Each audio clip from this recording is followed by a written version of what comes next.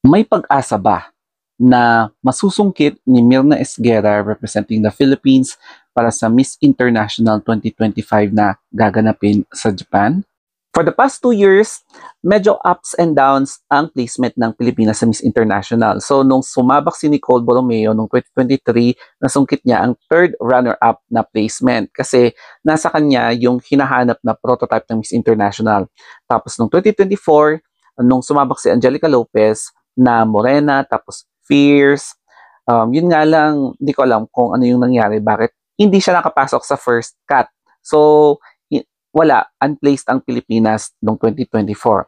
But ngayon, si Mirna Esguerra, so I think she's a versatile, mapapadala tayo ng versatile. Alam naman natin na morena siya, pero pinaka-soften yung features niya. So, sa tingin nyo ba, makapasok ulit or babalik ulit tayo sa placement o kaya malay nyo sa 7th crown? Pero syempre, hindi tayo masyadong umaasa para hindi tayo masaktan, no?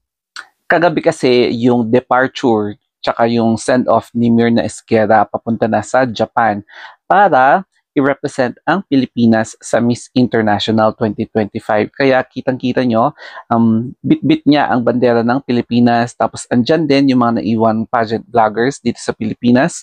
Kasi yung iba nasa Thailand na. So ngayon, makikita natin na may isang banda pa ha. So ang social, ang bongga. And then, mapapansin nyo na very excited siya para i-represent ang country natin. And who knows, baka siya ang pang-7th na Pinay na makasungkit ng corona. So, ano kaya sa palagay mo? Tapos, napansin niyo ba yung weather kagabi dyan sa Manila? So, nung paglapag ni Mirna, mapapansin niyo na inalalayan siya with the payong. So, ibig sabihin, medyo nakakaramdam na ang Metro Manila ng sama ng panahon kasi nga, papalapit na yung super typhoon na si Uwan. Kaya, kaka-announce lang na super typhoon na yung status niya. Kaya, ay grabe, magiging maulan talaga ang buong Pilipinas. Since pageant fever na talaga ngayong November, may isa na namang pageant na magsisimula. So aside from si Tisa Manalo ang kino-cover natin, pati na rin ngayon si Mirna Esguerra for Miss International sa Japan. And syempre, pahapyaw-hapyaw lang muna tayo sa international kasi ngayon talagang nakatutok yung mga pageant vloggers like me sa Thailand. Konting background lang tayo kay Mirna. So, she represented the province of Abra nung sumali siya sa Binibini, Pilipinas. And meron siyang mga sinalihan na pageants noon na Pampanga yung represent niya. So, parang she is of Abra, tsaka Pampanga descent. So, correct me na lang if I'm wrong. And then, ang nagustuhan ko sa kanya nung sumali siya sa Binibini, Pilipinas, pinakita niya na well-trained siya, veteran siya, tapos yung mga facial features niya ay striking yung eye features niya na deep set. Tapos, yung kanyang smile, very contagious yung smile niya kapag nag smile. So, yung stage presence naman niya, hindi lang sa rampa, kundi talagang makikita mo yung confidence niya, no? So, yun yung isa sa mga ways kung bakit siya nanalo. And syempre, ang galing-galing din niyang sumagot sa stage. And makikita mo na walang halong nervyos.